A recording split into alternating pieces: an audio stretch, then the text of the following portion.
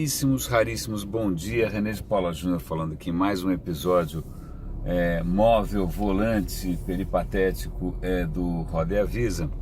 Eu estou um pouco receoso, porque acho que eu estou pisando aqui num terreno um pouco delicado, mas eu quero compartilhar isso com vocês, porque é uma coisa que me intriga, quem sabe isso pode ser útil para alguém. Vamos ver, a questão é a seguinte. A minha trajetória educacional, né, não é exatamente estelar, né? Eu estudei em escola pública até o que se chamava na época colegial. Fiz um colegial normal. As minhas experiências com a USP, eu fiz um tempo de poli, depois me formei na ECA, foram ok, né? Mas de novo, talvez porque eu seja um pouco mais voraz, um pouco mais faminto, ou seja lá o que é, eu adoraria ter tido uma formação muito mais sólida. E o que acontece? Eu tenho há muito tempo essa consciência dolorosa e o que eu faço a respeito, eu tento compensar o que eu considero lacunas da minha formação, correndo atrás do prejuízo, certo? Mas tem um problema nisso, pelo menos para mim, que sempre foi um receio. Eu falei, putz, como é que eu escolho as referências certas, né? Se de repente eu me encanto com um livro, como é que eu vou saber se esse livro não está caduco, se esse cara não é louco, né? Sei lá. Então, né, nessa exploração, essa coisa meio Marco Polo aí, de tentar explorar terras que eu não conhecia, eu sempre tive essa incerteza. E quando eu fui para a ECA, eu tinha a esperança de que a ECA, de alguma maneira, desse balizasse um pouco melhor essa minha busca, o que não aconteceu. Na verdade, o que eu vou colocar aqui tem a ver com academia, mas com a experiência que eu tive com a academia. Então não quero dizer que isso se estenda a absolutamente todo o ambiente acadêmico, certamente que não. Nem a todas as universidades, nem a todo o país, nem a todo mundo. Não, talvez é só um relato do que eu encontrei por aí. Né? E o que eu vejo, e aí eu vou também restringir aqui a academia, sobretudo a área de humanas, porque eu acho que a área de exatas, pelo que eu vejo, não padece do mesmo mal. E aí eu vou tentar dizer aqui qual é o meu problema aqui com a área de humanidades. A questão é a seguinte, vamos imaginar que eu quisesse mandar, né, o governo brasileiro vai mandar um foguete, vai mandar vamos para Marte, né? E em homenagem ao Copérnico, vamos utilizar aqui a teoria copernicana, ou vamos utilizar aqui a teoria, alguma teoria notoriamente arcaica, né? Ou então, olha, já que vai ter aqui um patrocínio, um apoio da igreja não sei da onde, vamos usar, as referências bíblicas para o funcionamento do universo. Bom, piada pronta, a coisa não ia sair do chão, claro, porque a ciência evoluiu e se você quer fazer alguma coisa do ponto de vista científico, é bom você se basear nas coisas mais comprovadas, né? Ninguém vai aqui querer curar uma doença perniciosa usando os humores, né, do Hipócrates, ou usando sanguessuga, ou usando ventosas, né? Você pode tentar, é mais ou menos como astrologia, mas eu acho que você, no caso de um acidente, você vai querer ser levado para o melhor hospital que você pode pagar, né? Ao invés de ser levado para um curandeiro com santo daime, é o que eu imagino. Agora, o que me pega um pouco no campo das humanas, e aí eu acho que, eu vou fazer um parêntese aqui, eu vou falar de natureza humana, o que por si só já é um pecado em algumas áreas de humanas, mas tudo bem. Eu acho que na natureza humana, aparentemente, existe um driver instalado para divindades, sacerdotes. Está lá o driver instalado, né? Você espetou ali, ele reconhece. Se não tem nenhum espetado, acho que ele fica procurando o tempo inteiro, né? Então,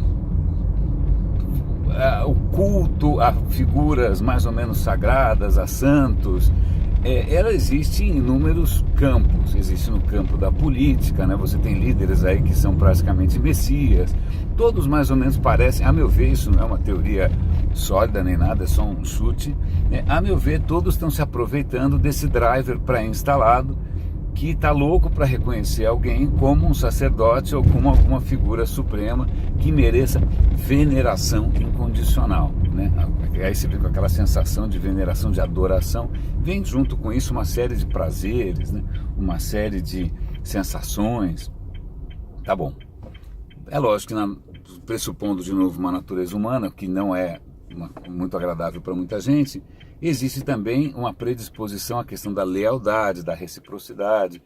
Então, eu estou colocando isso porque a minha experiência, talvez na USP, não sei se é uma herança francesa, da Academia Francesa, não sei se eventualmente é um problema ideológico, já que, né, a universidade vem sendo aparelhada faz um bom tempo, mas, de qualquer maneira, o que eu percebo, do meu ponto de vista, absolutamente vira-lata, né? Talvez, aí um outro parênteses, talvez eu tenha um problema severo com a questão de autoridade pela autoridade, né? Ou com a questão acho que essa questão da autoridade pela autoridade talvez nunca me pegue bem, eu não sei porquê. Isso eu não estou dizendo que é uma virtude, tá? Pode ser um defeito, já me atrapalhou bastante e tal. Então eu tendo a questionar um pouco algumas coisas que em princípio aparecem como inquestionáveis. Bom, vocês já devem ter percebido, e as consequências nem sempre são boas. Pois bem, então às vezes você chega na academia e você percebe que existem verdadeiras vacas sagradas, no sentido indiano, não em nenhum sentido sexual, mas existem realmente ali pessoas que são o altíssimo clero, né, que andam, que pairam, né, que andam por aí com uma legião de séquitos, né, com discípulos, etc e tal, com adoração. E curiosamente, é isso que me pega, até aí tudo bem, sei lá, tem gente que gosta de ser adorada, tem gente que gosta de adorar, isso é, sei lá, de certa maneira inevitável e não dá para fazer muito a respeito, né? De novo, natureza humana. Mas o que me pega é o seguinte: eu que sou, né, um vira-lata aí no campo do conhecimento, né, revirando lata para tudo quanto é lado para descobrir coisas novas, o que eu percebo é que algumas das teorias mais antigas, ligadas sobretudo à psicologia humana, ao funcionamento da mente, até tudo que diz respeito ao humano, muitas dessas teorias perderam qualquer suporte científico. Ou assim, se você pressupõe que existe, sei lá, anjos influenciando no mundo, ou demônios, ou você pressupõe que, é isso que me pega, você pega Freud, por exemplo, que pode ter escrito textos maravilhosos, que foram historicamente importantes e tal, mas hoje, à medida que pelo que eu vejo, a neurociência avança, e você tem novas descobertas com relação ao funcionamento do cérebro, aquele papo todo de id, ego, superego, do inconsciente, de pulsões reprimidas e tal, não. A impressão que eu tenho é que isso não é bem assim, e as evidências se acumulam. Então, vamos imaginar, se, por mais que os textos do cara sejam maravilhosos, textos que tem alemão parece ter um poder mágico, qualquer coisa que tem alemão parece adquirir uma aura, né? Marx escreveu em alemão, uma receita de bolo é escrita em alemão, o Hitler escreveu em alemão. Bom, o Caetano já falava, né? Só é possível filosofar em alemão. Eu não sei que fascinação é essa que a esquerda... Bom, deixa pra lá. Mas, voltando. Aí o Freud pode ter escrito textos maravilhosos, pode ter sido super sensível com relação ao mundo, e seja o que for. Mas, se os pressupostos estão furados, para que serve? Né? Você pode, sei lá, Hipócrates pode ter escrito textos absolutamente geniais sobre o bem-estar humano, mas, cara, o cara pressupõe que existem 4 humores, humor negro, bilis, sei lá o que é mais, não lembro. Não é assim que funciona. Né? Mesmo a questão do sangue, não, metade do seu sangue é índio, não, metade do seu sangue é sangue, se tem alguma coisa não é no sangue, é no DNA.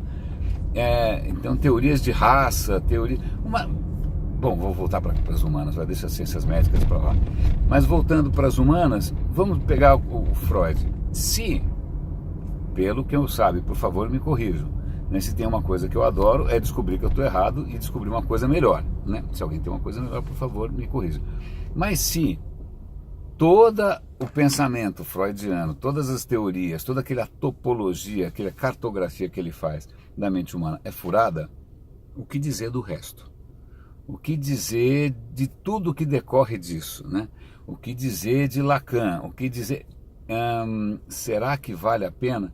E aí, recentemente, eu tive num evento e o rapaz estava, não, porque do ponto de vista behaviorista, eu falei, porra, que eu me lembre, behaviorismo é relíquia, posso estar muito enganado, mas todas as pressuposições, como é que chama o cara? É Skinner, que chama o cara do behaviorismo? Acho que é, não lembro.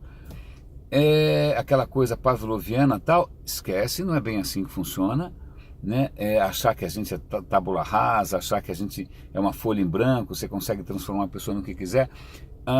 Sim, não, talvez. E aí, a impressão que eu tenho é quando eu vejo alguém mais academicamente preparado do que eu da área de humanas falar, normalmente parece para mim um ritual religioso, porque ele vai citar todos os santos, ele vai ter que citar Foucault, ele vai ter que citar Heidegger, ele vai ter que citar, fala aí qualquer um, Descartes, ele vai ter que citar Deus e o mundo. Na verdade, me parece muito mais um exercício ou uma demonstração de erudição ou da capacidade de conectar textos, né?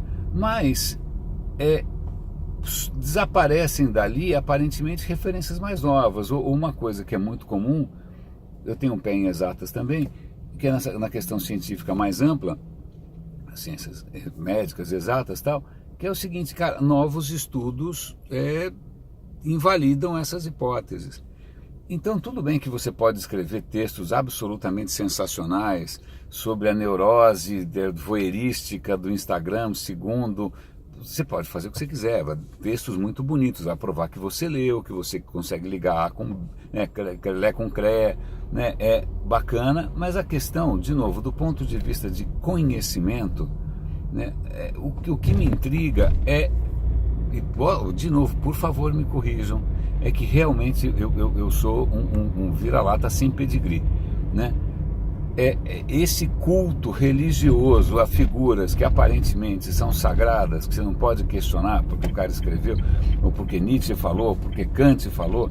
Gente, os caras fizeram o que puderam na época que eles estavam. Então não é porque o Kant escreveu que, cara, se ele vivesse mais 10 anos é capaz de ele ter rasgado tudo, né? Se ele tivesse vivido agora, eu falo, meu Deus do céu, como eu fui tonto, né? Porque tem várias pressuposições, a natureza do livro, se existe ou não livre-arbítrio, a questão de como o cérebro funciona, como a consciência funciona, né? Então, o que me pega, às vezes... talvez o que me pegue mesmo seja essa questão do salto alto, né? Esse salto alto, porque eles podiam ficar lá, né, vendo o sexo dos anjos o quanto quisessem, tal, desperdiçando tempo, tudo bem, é um país livre. Mas acho que é o salto alto que me pega, porque recentemente eu tive o privilégio, a honra de conhecer uma figura luminar na academia, e a pessoa estendeu, eu cumprimentei, muito prazer em conhecer e tal, e a pessoa me perguntou, quem é você? Eu falei, ninguém, tem ninguém especial.